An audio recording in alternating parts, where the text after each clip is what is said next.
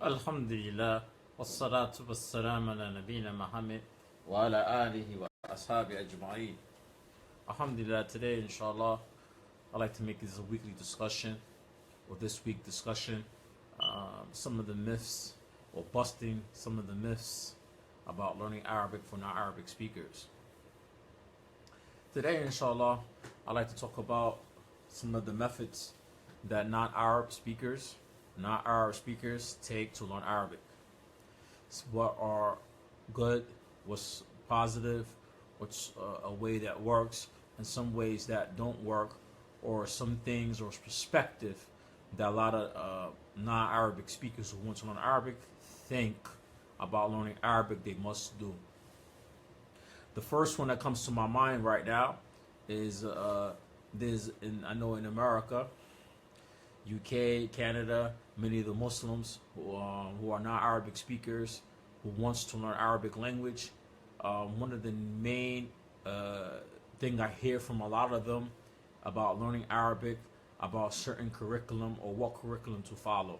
You have to study this curriculum, and they would name the book. So I like to make a video talking about this topic. So one of the main topics or main curriculum I like to talk about that a lot of the Western Muslims say and think about learning Arabic language that they must learn. I like to first talk about Medina Arabic course. Medina Arabic course by Dr. Abdul Rahman. This is one of the covers. I lost the cover. This is one of the books. Usually it's 3 volumes. This is another version of it. Alright, this is coming from New Delhi, India. The other covers, usually they're red. Some people believe that you must study this curriculum to learn Arabic language. Some people think you must study this curriculum, in particular here in America, and I see in UK, I see in Canada, you must study this curriculum to learn Arabic language. So that's the first myth buster I like to speak about. First of all, the curriculum, this particular book or curriculum, is part of the curriculum that's made from the Islamic University of Medina. Right, and this is a version that comes out of India. I believe the author of the book, the Sheikh, the professor who wrote this curriculum, I believe he's originally from Pakistan or he's originally from India. I believe he's originally from Pakistan.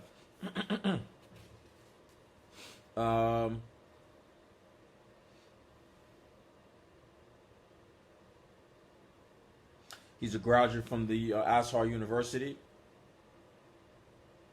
and he wanted me to this curriculum.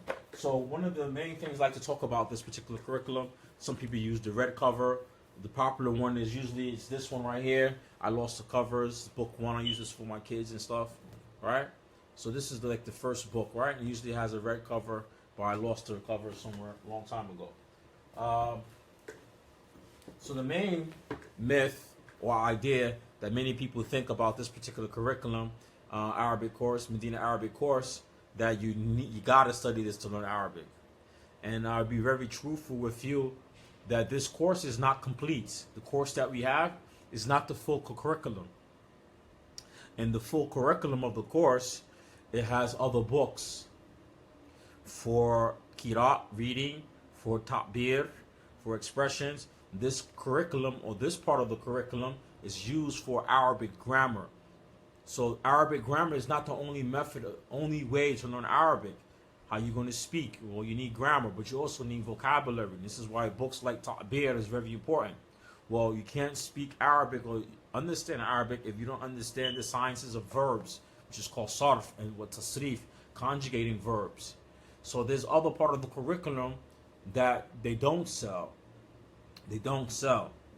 I did find a place in Germany, Almania, that was selling the whole full curriculum.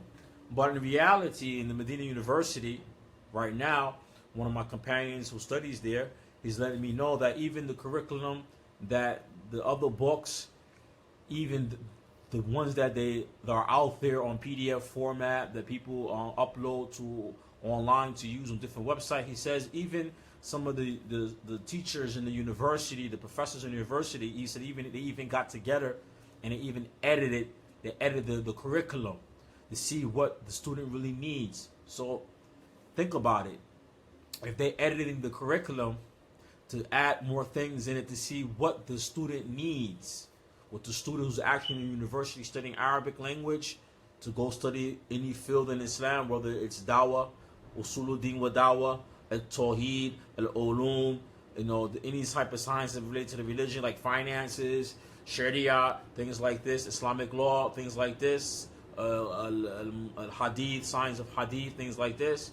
So they have to see that the student who's in the institute learning Arabic, that they try to find what they really need, what the curriculum lacks, when the author who first made the curriculum, what it lacks, and to add different things. So even this curriculum in their university that are used in the institute of teaching non-Arabic, even their curriculum, they are involving their curriculum.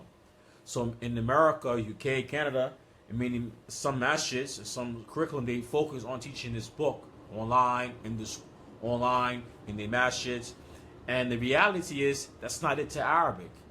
And some brothers and sisters think I must study this curriculum, and if I study this curriculum, I will master the Arabic language.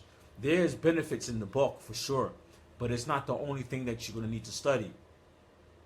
And it's not the only curriculum there, because it's weak. The curriculum is weak when it comes to al-hiwar. The curriculum, this what we have right here, which is the book for grammar, it's very weak when it comes to hiwar. And when it comes to dialogue in Arabic language, the curriculum is very weak, because you look in the lessons and how the book is designed and how the lesson comes is dialogue between the teacher and the student. Your reality when you're in an Arabic speaking environment or in an Arabic country, you're not going to just be talking Arabic inside the classroom. You're going to be outside. You're going to be dealing with things. You're going to be doing business. You're going to be renting, buying, selling, food, shopping, and going to the doctor, things like this.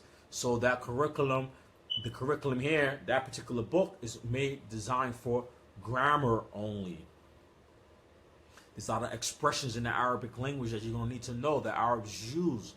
You're not going to get it in that particular curriculum. So one of the myths a lot of American Muslims I know, for sure Canadians and the brothers and sisters in the UK also, that you must study this curriculum to understand Arabic language, and that is not true.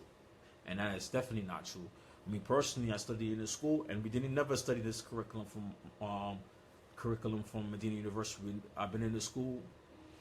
We never touched that curriculum.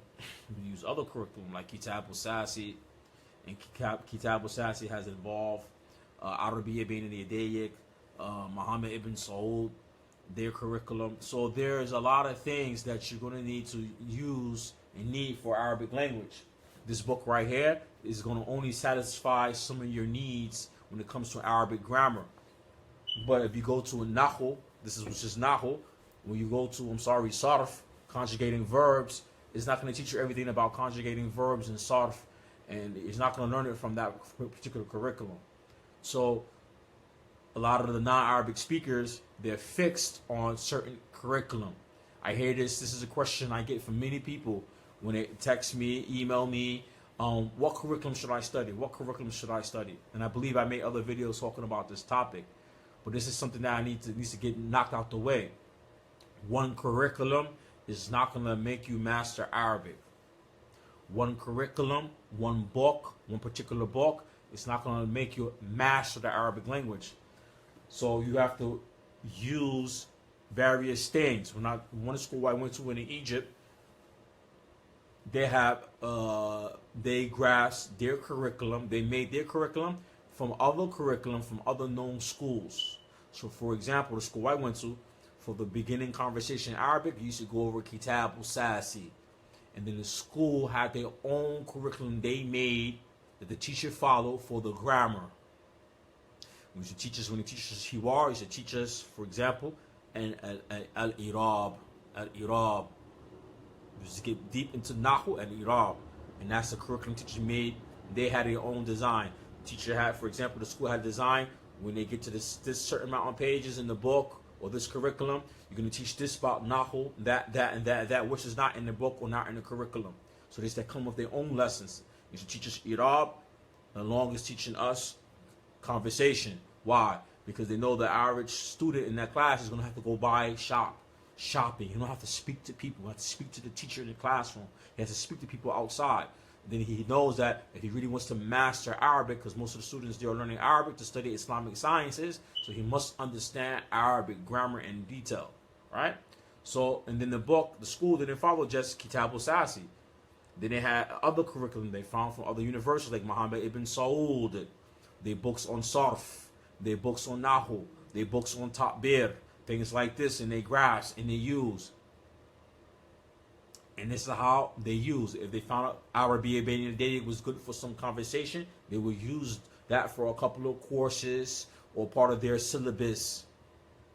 If they found Muhammad ibn Saud had some curriculum, they would use for each level. They would mix it up from which curriculum suits best for that student and that student's need, especially related to Talabun. All right? So you just can't follow one curriculum.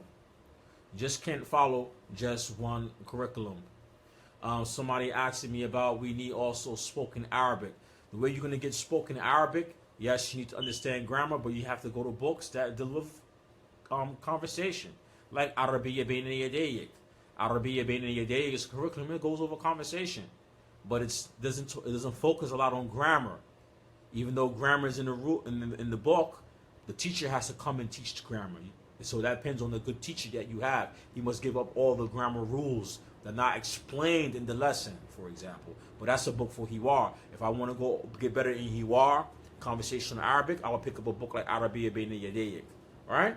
Or I'll go to Muhammad ibn Saud curriculum or Medina Arabic course curriculum and get the books on Takbir. Takbir is expressions. The books on Takbir, right? I will do this. I will go over those lessons. Especially you have a bulk understanding of Arabic grammar or a large understanding of Arabic grammar, you just go to the books of Takbir and just memorize the Hiwar, memorize the conversation.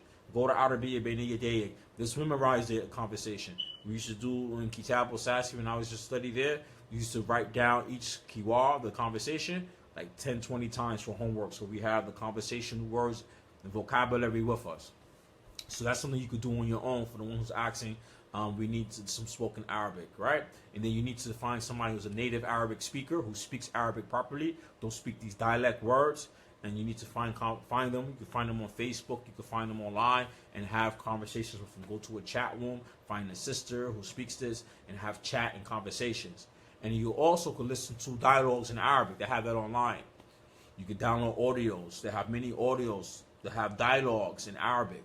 And listen to these things, and you pick it up also from the dialogue. Listen to audios that are dialogues, right? Dialogues, newspapers, Al Jazeera news channel. Al Jazeera has on a website has a page just for learning Arabic, right? Has a page just for learning Arabic. You use that for vocab, context, how things are understood. Right? Sometimes I browse those things, for example, to see how they're teaching, right?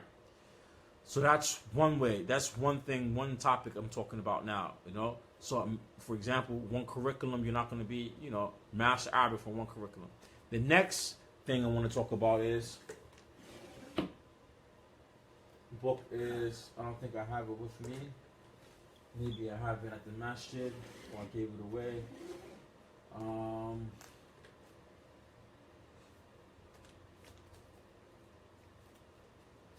There's another book, Al-Awjrumiyya.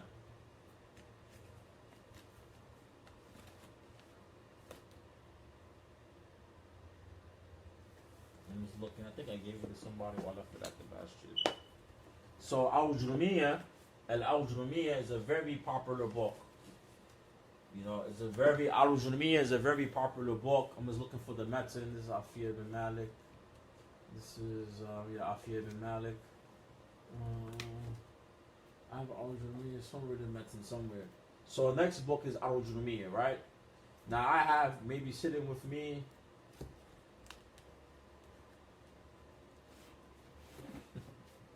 when I first started learning Arabic, I have with me, this is Al-Jurumiyya.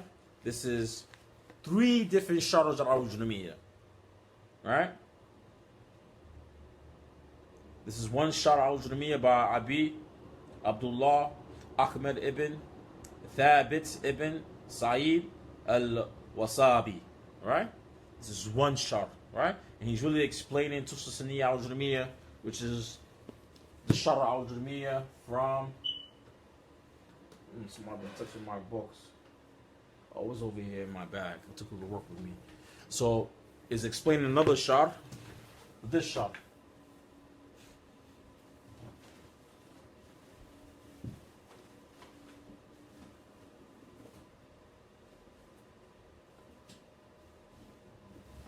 Right? Tususaniya al-Jurmiyya. This is another shart. This is a very popular shart al-Jurmiyya. So some of us that we believe that if I study al-Jurmiyya, which I'm looking for the method, I know I had it here. Here we go. This is mine. Right? So this is the method. The method of al-Jurmiyya, for example. So in America, UK, Canada, right? There's only a few pages. This is the book, the method itself, the text being explained. This is the text, right? It's good to memorize it. But many of us think that if I study al-Jurmiyya, that's all of it to Arabic language. You know, I have a lot of brothers that keep telling me, I'm going to study al-Jurmiyya, I'm going to study al-Jurmiyya, and they think they're going to master Arabic. This is from studying this book.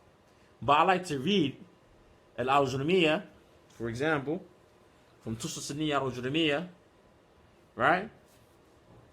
This is an explanation of it. So let's look at the actual book.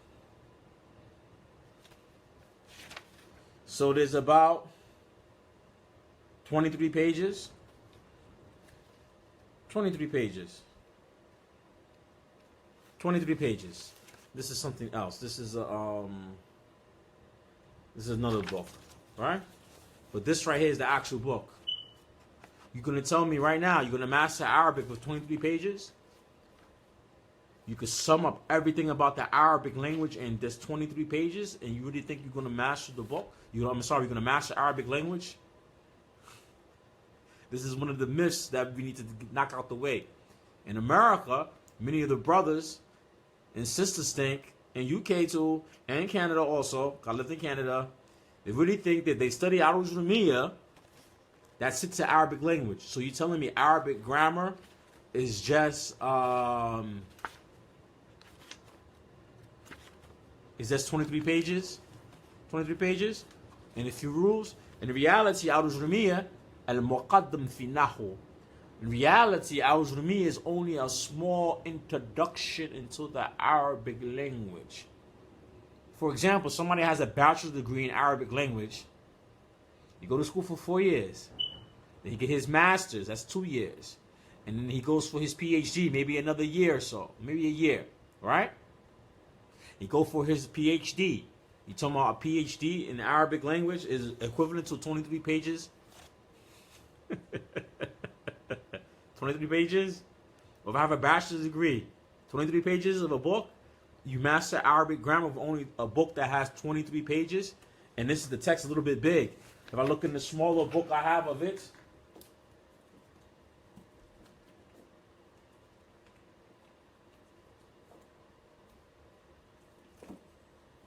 a smaller book, it could be maybe summed up. This is a book in Mustalah Hadith. This is Al-Fiyah ibn Malik.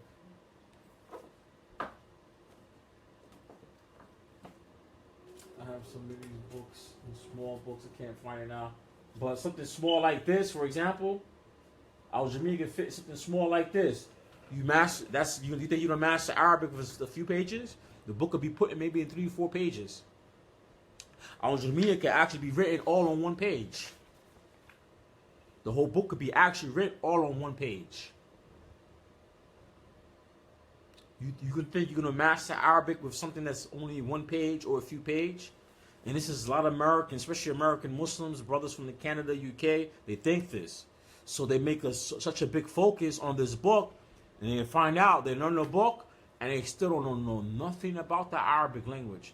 This book is only an introduction to Arabic grammar. So one of the trends, especially here in America, a lot of Muslims. So look how many different shars al-Ujumiyya I have. I have one.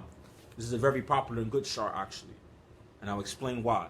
This is one shar by Sheikh Muhammad Muhyiddin Abdul Hamid Rahimahullah, right? He has a good shar. This is a good shar of his to Tafsir al-Ujumiyya. He has another shar on Afiyah ibn Malik, which is great. So this book I mentioned, I showed before, by Abu Abdullahi Ahmed, right? Al-Wasabi, basically. He's explaining this shar, right? He's really explaining this shar. That's one. Here's another shar.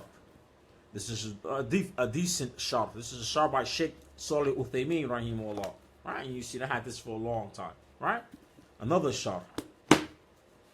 This is another shar also of Tusniya al-Ujumiyya of al-Ujumiyya, right? And this is another version of shar al-Ujumiyya by Sheikh Salih, Sheikh Salih Uthaymeen, rahimahullah, right? I like this one because it has in the back, I believe, the Irab, grammatically breaking down al-Ujumiyya, right? So, some brothers have, for Shah al-Ujumiyya, I have 1, 2, 3, 4, 5, right? Really 4, because two of them is two different versions, same Shah, but two different versions. This is 2 Shahs explaining to Sunni al-Ujumiyya. I have many of my companions that have all the Shah al-Ujumiyya like this, even more books. And al-Ujumiyya is only a muqaddam, it's only an introduction, a small introduction to Arabic grammar. Small, elementary introduction to Arabic grammar. So much so, like my wife, she's a graduate from Azhar University, and I asked her about al-Ujumiyya. She said, "What is this book?" She said, "I never heard of this book." And I said, "Okay, what you study in your college?" She says, "Man, we study Afiyah ibn Malik. This is a more advanced grammar book, right? Of Arabic grammar, right?" And I said, "You study this?" Yes. She said, "Study this from high school into college." And she didn't specialize in the Arabic language either. Someone who specializes in the Arabic language go to Asr is going to study more books.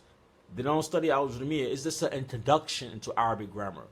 It's basic grammar, basic simple rules. Not every rule in grammar, right? So I have, like in America, in a trend, you have many brothers have like so many different shars al-Ujumiyya, and they still don't know Arabic.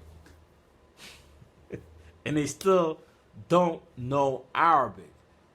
So that's another trend that is common, that many brothers. So I have brothers that have this shar, have been sitting in it for many years. It's something good to know. When you take the elementary steps to learn Arabic from the points of a non-Arabic speaker learning Arabic, when you finish courses like this, then you could get into a book like this, which maybe you could go through or study with somebody a month, a few weeks, a month. Then I said, read both of them. I prefer the shar to Sunni al-Ujumiyya because it's straight to the point. The book is only a few pages. The book is a few pages. Why go through something so big to explain a book that's a couple of pages, or go to a shar that's straight to the point, to the topic? It gives you all the benefits, and then I go to another book in Arabic grammar that's on a higher level. Makes sense. It makes sense. So in America, we have brothers who have this to be on this. You have all these different books of shar al-Ujumiyya plus more, and they still know nothing about the Arabic language. Still know nothing. Don't have no vocabulary words. I remember one time I met a brother. He was reading the shar of al-Ujumiyya. He couldn't even get through the introduction of the book, the foreword of the book. He couldn't even get through the book, the foreword of the book, because he didn't have no vocabulary. He didn't understand the vocabulary. He couldn't get to the foreword, who forwarded the book, the introduction and writing in the book. He couldn't even get to the vocabulary in that book. And he was studying the shar of Sheikh Salih Uthaymeen, rahimahullah. And I was saying, man, the guy who's teaching you is taking you on a backwards turn. You will just go over the books for learning Arabic that's made for the non-Arabic speakers, like Arabiya bin Yadayik, like the Medina series, because these books are designed to get you to something like this. So I said, why are you going to go over this book? And he's talking about some text in the book. When the introduction of the book, he can't even read it, don't even understand it. He can't even read it. You don't even know what the words mean. And I was like, it's backwards. It's backwards thinking. It's not how you learn language. That's how you don't get into the middle of the book or talk about the book when even the vocab and the introduction of the book, you don't even have a comprehend what the sheikh is saying or what is going on in the book. And I showed him. He didn't understand what's going on. So, hey, study the books. I told him, study books like Arabiya Bain Yadayik and these books first. Then get to some, when you finish those curriculum or halfway, then you get into something like this. Right? So, same thing. For example, I used to teach English in Egypt. And a lot of the Egyptian people could tell me everything about English grammar. Matter of fact, I had even some students who knew more about English grammar than me. They knew more about English grammar than me. But when you get in a conversation with them, they can't speak English properly. They can't speak English properly. And I say to myself, how you know all this about grammar, but you can't hold a conversation in English? It doesn't make sense. Same thing. We do the same thing. Like in the Western world, when we learn a foreign language, you take it to the point of grammar only. So there's a lot of things you're going to need to know about Arabic. So one of the myths, like to knock out the picture, knock out the box, as we say in America, how are we going to talk about Al-Jurumiyya and focus on that, Al-Jurumiyya, Al-Jurumiyya, Al-Jurumiyya, and then once they get there, they still know nothing about Arabic. Have not even no vocabulary. Even some books I study in Arabic Nahu, Arabic language, intermediate and little advanced, sometimes they give poetry, examples of grammar and poetry. Some of the poetry, I don't even understand myself, some of the wording. So I studied with somebody to explain the wording. So that's a sign. I said, oh man, I got to study poetry in Arabic. Sha'r. Okay, I have to study this in Arabic. I had to study simple stories, simple things, simple vocab, and then get to intermediate vocab. And I have to study books in religion. Then I have to study books outside of the religion of Islam. Meaning I have to study books on maybe science, animals, plant life, those vocabulary words. Then I have to, maybe I have to study really about technology, because we live in a time where people use technology. What is this in Arabic? What is this in Arabic? Huh? What is this in Arabic? What is the modem in Arabic? What's the internet in Arabic? What are these words in Arabic? You understand? So you got to find ways to grasp vocabulary words. And you have to grasp things, how to speak conversation, because how are you going to have a conversation and you don't have vocabulary words? If you have a lot of grammar, you don't have no vocabulary words, and then how are you going to hold a conversation? How are you going to put the grammar into action when you don't have no vocabulary words? So even now, I focus on a lot of vocab. Vocab is important along with the grammar. So that's two myths I knocked out.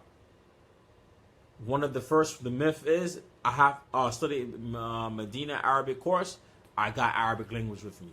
That is not true. I met many brothers who never traveled to learn Arabic language. They start studying here. They finish all 3 books and still don't understand Arabic. There's other things you have to study along with that curriculum. Right? Other things you have to study along with that curriculum. You must get vocabulary. You must understand about sarf. You must understand about ta'bir. You must understand balagha. That's like something at the end you study. So then the next one is about Kitab al-Arujumiyya. Al-Arujumiyya. Al-Arujumiyya is very good.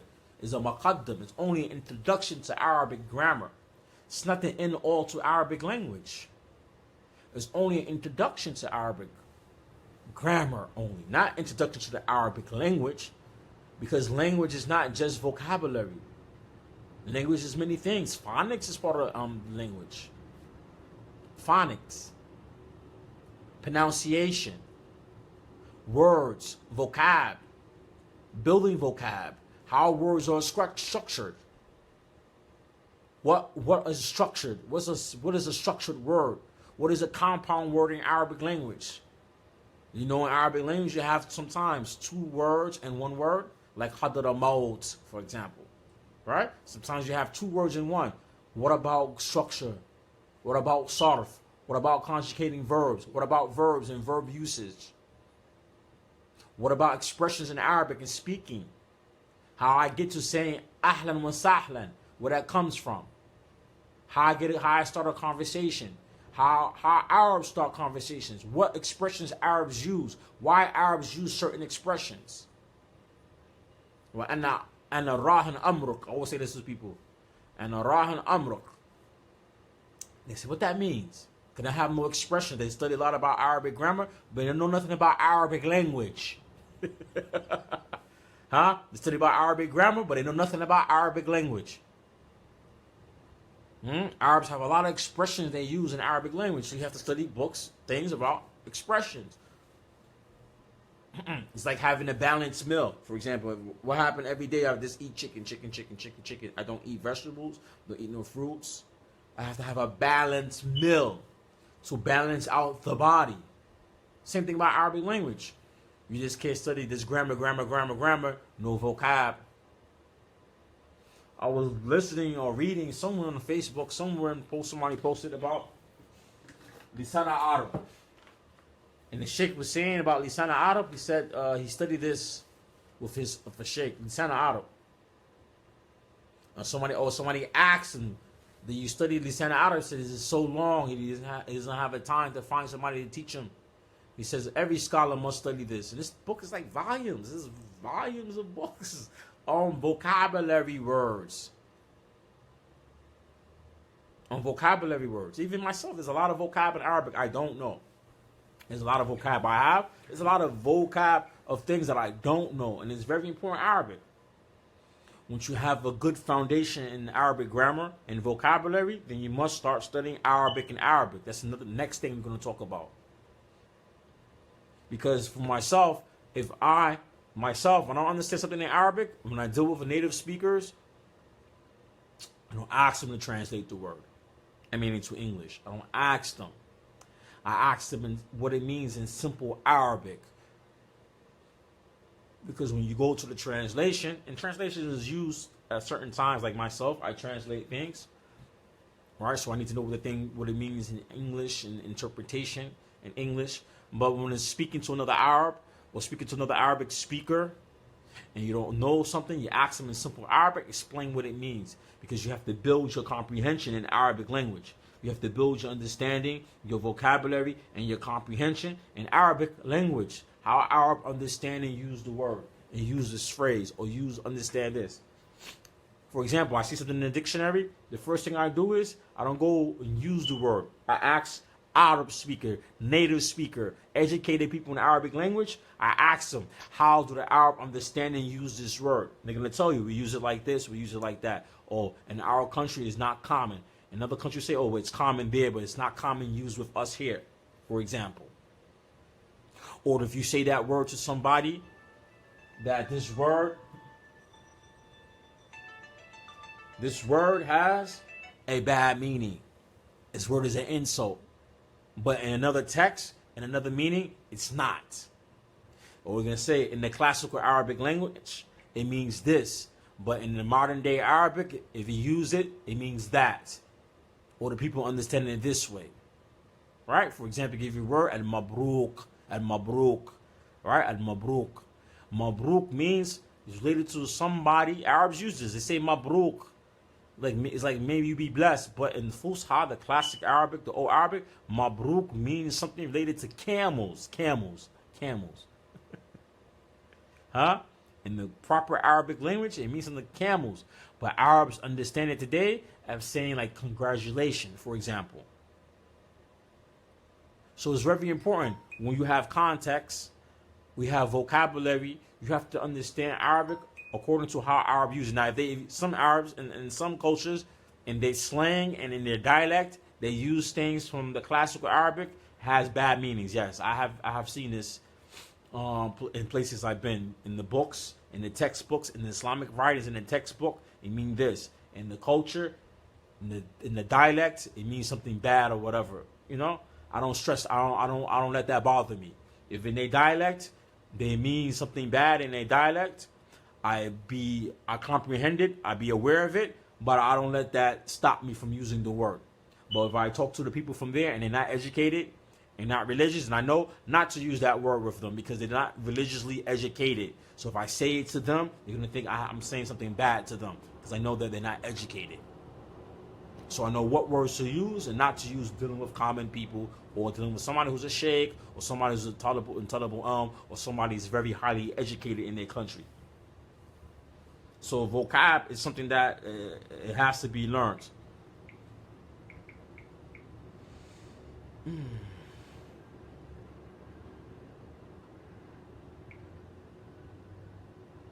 So I will close out for today, inshallah.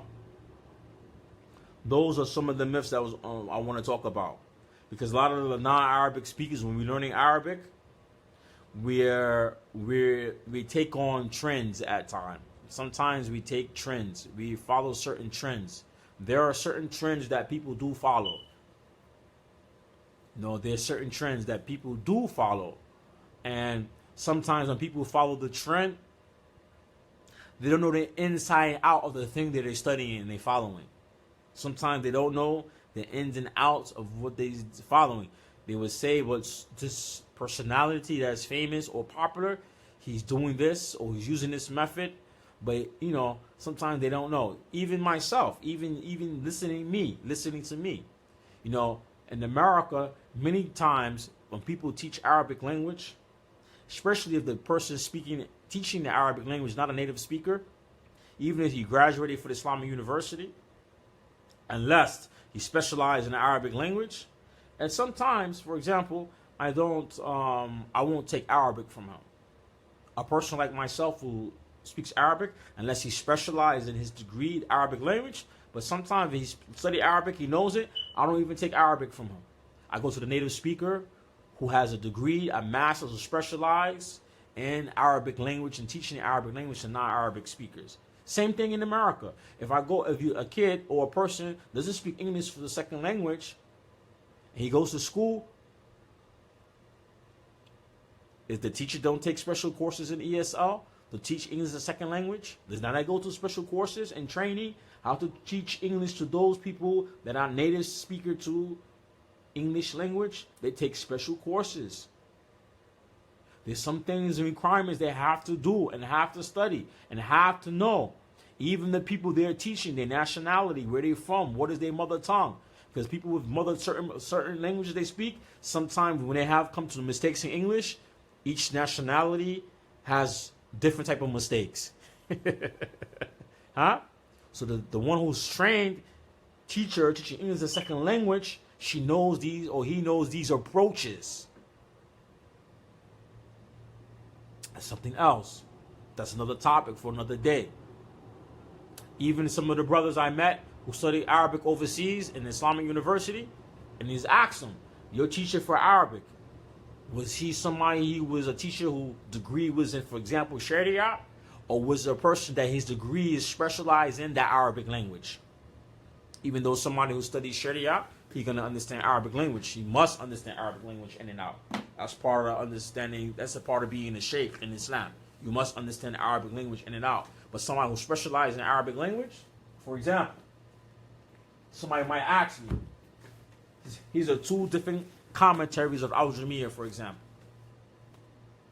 Two different commentaries. All right? I'm going to tell you who they are. And this is two different commentaries for a book, Afiyah bin Malik. Right? All right, so this one is Tusaniya al-Jurmiyah by Sheikh Muhammad Muhyiddin Abdul Hamid. And this one is by Sheikh Salih al-Fawzan. Sheikh Salih al-Uthaymeen. Which one do I prefer? I read both of them. I read both. Which one I prefer? Well, Sheikh Salih al-Uthaymeen, he's an alim in the religion. He definitely knows Arabic language in and out. But this sheikh, his specialty is Arabic language. His degree is specialized in Arabic language, and I believe fiqh. Comes out of Egypt. Right? The sheikh comes out of Egypt. He specialized in the Arabic language. This is his specialty. I look up their bio. When I get something and look at the author, I look up the author's bio. Right? He specialized in the Arabic language. Sheikh Uthaymeen specialized in Sharia and fiqh. He knows Arabic language in and out. But I prefer this one because there's going to be some points that somebody who's specialized or is a doctor in his field, for example, he's a doctor in Lugha Arabiya, there's some things he's going to know intrinsic or small detail that maybe another sheikh in Usulul Fiqh and Dawah might not be as strong in when it comes to the Arabic language, certain things. But even though he knows Arabic language in and out, this is very important for that field. So I would prefer this author over even Sheikh Salih Uthaymeen, rahimahullah. Some brothers can't swallow that. If I said it to some brothers, hear me say that right now, some of them can't swallow that. Here's another Shar. Shar ibn Aqil. This is Shar ibn Aqil. And the Shar ibn Aqil is the Shar of Afi ibn Malik. This is a Shar of Sheikh Salih Uthaymeen, rahimahullah, on Afi ibn Malik. Which one I prefer? I prefer this one. This is Afi ibn Malik, writing the Shar. Shar ibn Aqil, one scholar, writing another, who's specialized in Arabic language, writing the commentary on another scholar who wrote in a famous book on Arabic grammar. And then the side notes is by Sheikh, the same Sheikh of that I just mentioned to you before, who wrote the commentary, Sheikh Abdul Hamid, rahimahullah. Alright? So that's another commentary. So he writes the footnotes in this. Which one I prefer? Some brothers are going to study Sheikh Uthaymeen, because Sheikh Uthaymeen is a big sheikh in religion. He's a big sheikh. But this sheikh, all the authors, the author, the original, the metin, the text of the book, the Shah of Ibn Aqil, both of them specialize in Arabic language. The one who wrote the footnotes, all of them specialize in Arabic language. For sure, I'm going to prefer this book over Sheikh Uthaymeen, rahimahullah. Maybe somebody's not strong in Arabic language, he would go to Sheikh Uthaymeen because Sheikh Uthaymeen is teaching to level his audience is students of knowledge. So he would try to make things very easy. He would make things very easy. He would explain things very easy because every student of knowledge might not be specialized in the Arabic language. So he makes everything very easy and simple. So somebody might prefer to study this, a Shah like Sheikh Uthaymeen, this is not a complete one. Right? And actually, this is a very bad printing. This is very bad printing. So somebody might prefer his Shah, then after that, go to this, for example. Why? Because Sheikh Uthaymeen is talking to Tulab and every Tulab it's not going to be a sheikh or studying who specializes in Arabic language. So the sheikh will explain things in simple form, like that. So a person might study something like this first, then go to something like this, which is actually, this is 3 books in one. Right? 3 books in one. Right?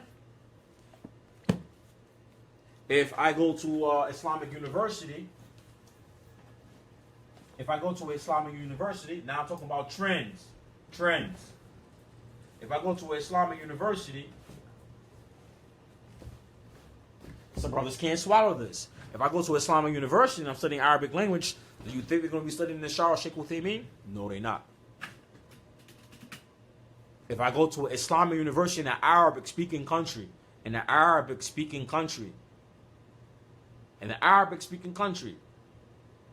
do you think when you go to the university and the books and the things you study in the curriculum, do you think, for example, when they go to Afi ibn Malik, are they studying Sheikh Uthaymeen Shar? Who Sheikh Uthaymeen who specialized in fiqh and aqidah, the jurisprudence side of things, or going to focus in that curriculum, in that kulliyah, in that faculty, you're going to focus on the doctor in Arabic language, the books of the Lugha Arabiya from the past, who explanation, the scholars who specialize in Lugha. They're going to go to him for that field. You're going to go to those books and those resources in their curriculum, and the curriculum that they make also from the doctors that they have in their school who specialize in Arabic language, from their writings and stuff. They're not going to go to Sheikh Uthaymeen.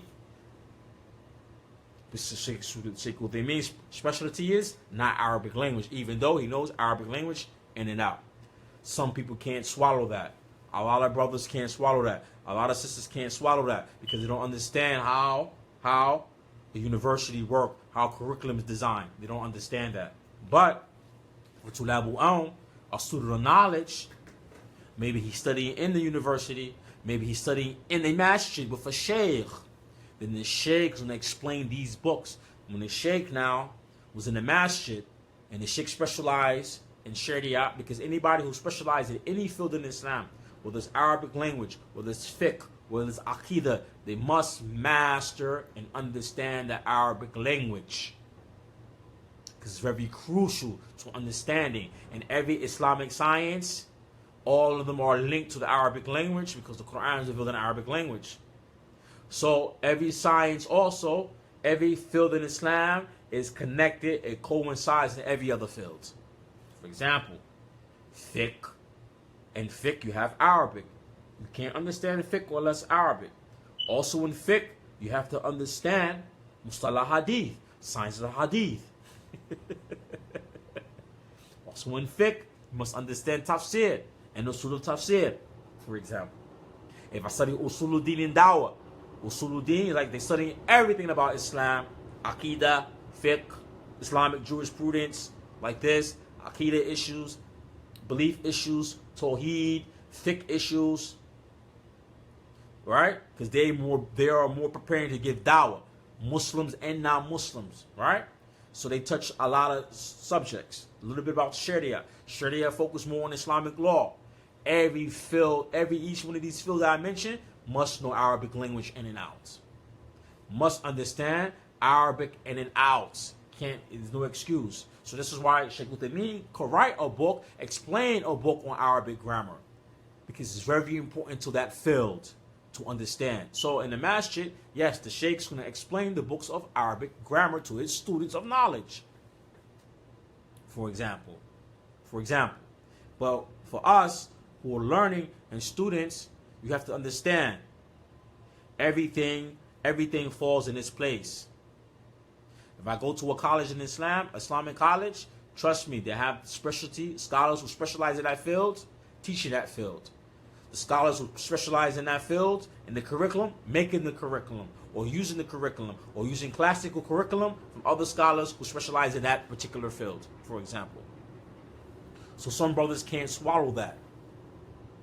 Some brothers can't swallow that. Some people can't swallow what I'm saying because they don't understand how education is established. Some people don't understand how a school is built, how learning is built, what goes into the curriculum, what goes into the college, what goes into a scholar, what goes into that particular field, what makes that field, who are the scholars in that field, what are the most famous or known books or curriculum for that field. Many of us don't know. We don't know. So we only thing we know is what the person teaching us bring to us. That's all we know. That's all we know. If the person's teaching us, what he bring us. And for sure, the one who's teaching you is not going to drop everything on you because every student can't swallow all the information. It's too much. It's overloaded information. And when you teach, you bring information in the way the students on their level can understand.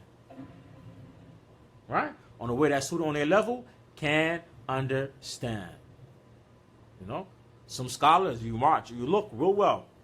Some scholars, their students are beginners in learning. Some scholars, their students are beginners and advanced, and maybe other scholars. Some scholars in certain fields, that their students are alim.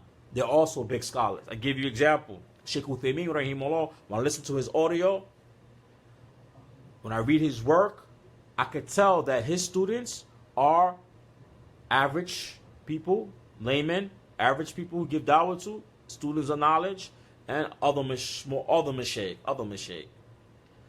When I listen to Sheikh Salih Fawzan, Hafidhullah, he's another big scholar of our time, I could tell that his students are beginners in Tulabul Aum, sheikhs maybe going for their masters and their PhD, and the ahwam, the regular people. But Sheikh Albani, rahimahullah, when I listen to his work and his audios and his work, And from the people asking him questions, I can see that when he's talking and the people asking him questions, majority in his lectures are recorded, most of the people speaking and asking him questions, by how they ask the question, I can see they are mashaykh. They are big scholars, some of them. Some of them already are big scholars or on a big level. And it was related to I can hear that in the way they ask the questions.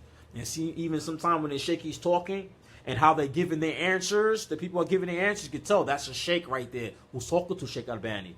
That person himself is a sheikh in his field already.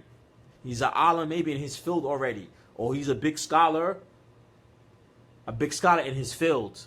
And I'm talking about his students and his crowd.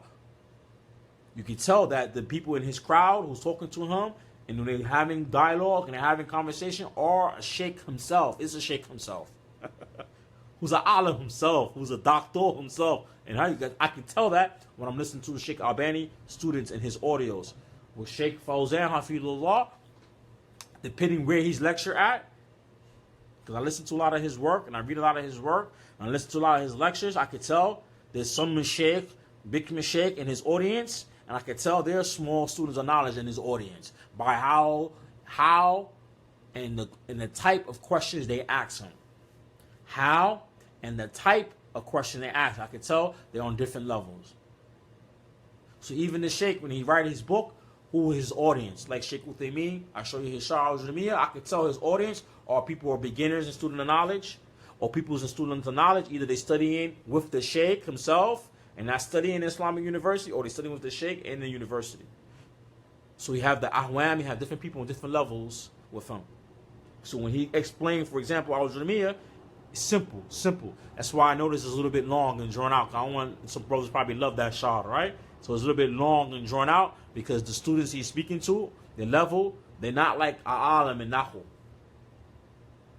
They're not an alim in Nahu. When you study Alfiya bin Malik is not a beginner book, even though Alfiya bin Malik is going to talk about some of the same things that Al-Jami is talking about. But they're from two different methabs in Lugha Arabiya. They're from two different methabs, right? Methabs in Arabic language. So I could tell Alfiya bin Malik in his shar, in his writing, his book, and by the people commentary, the commentary that I just showed you here, that the scholar who explaining it, he's on a higher caliber.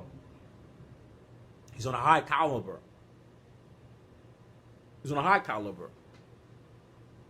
Maybe that shar, it's a shar you're going to use in the Islamic university. Shar Ibn Akil, that's a shar you're going to see in the Islamic university for a person who's studying Arabic language like this. You know? And each Arab country is a different story. You know, what they teach when it comes to the university level. You know, Saudi compared to Egypt. Egypt, when it comes to Arabic language and the university, Islamic university, is stronger than in Saudi. But many people don't know that. Because in Jamia and Ashar University, they teach Alfiya bin Malik in high school. And Ashar's high school for kids, for teenagers, and in their college, they teach Alfiya bin Malik. In Saudi, in the university, they learn Alfiya bin Malik when they in college. And in Egypt, they learn that in Ashar high school level. My wife, I seen her book, it was on her high school book. They was learning this in Ashar. So it's even important who you taking Arabic from is very important. How you learn the language, what you're learning, who's your teacher, and who's your teacher. And what is your goal? I think every person who's studying Arabic language, that's why I don't see, they don't have a goal. And I mean, with goal is long-term, short-term goals.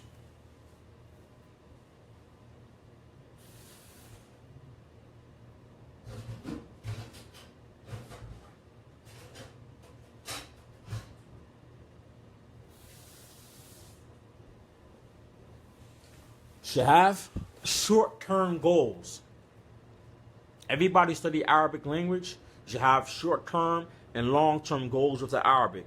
Short-term goals to get you to the long-term goal. If you're following a certain curriculum, should make a short-term goal when to finish that curriculum. Because many people or many places that teach Arabic language, especially in America, online, or in the masjid, their classes are not, they don't complete them. People don't complete the classes. It's very important for a person to learn and to know that many classes people don't complete them. Don't complete them. A person start teaching Arabic, and by the end, you don't even finish the curriculum because people drop out. This is common. So if somebody's studying Arabic, like a non-Arabic speaker like us, then you have to find somebody who's qualified, private, 101. And whatever they're giving the masjid is good. If you live in a community that are Arabic speakers and they have people who specialize in Arabic language, teaching Arabic language, you should go to them also and learn Arabic. If you have some brothers who study overseas, graduate from universities like this, and teaching Arabic for certain curriculum, you should go to these type of classes also. Don't be restricted to taking Arabic from one type of person or one type of sitting. That's another mistake. I remember I had a companion of mine who teach Arabic. He say, okay, whoever's studying with me, whoever you learn from somebody else, throw it out. And I disagree with him. I totally disagree with him. Because later on, when I went away to study Arabic, I looked at some of his things that he was teaching, how he was teaching, it was wrong. You know, some ways about Arabic grammar. He never learned Arabic from somebody who was qualified to teach Arabic. So if you find yourself not able to find a class, because many people, you know, the class be drawn out for a year or 2 years or a few months. And a lot of times, within a year, within a month, there's a lot about Arabic you can learn. But if the people in the class are moving slow and the classes are about to fall out or end, then what you should do is find a private tutor. You know, and if you can't get that, you just go overseas and learn. Go to a country. Go to Egypt. Go to Jordan. Go to these countries and learn. I really, truly, you don't have to go overseas or to an Arabic-speaking country to learn Arabic. You can learn here, but find a teacher that's going to take you from A to Z, from the beginning to the end. And that's hard to find. If you can find a teacher, whether he's proficient in Arabic language, meaning he has a degree for it, or somebody studied in Islamic university, or he went to a country, he sat in a program and he finished the program, and he mastered Arabic language, as long as they teach it from A to Z, go to a person like this. And we will end this video now. Subhanakallahumma bihamdik. Wa sallallahu wa anta astaghfiruka wa atubu ilayk.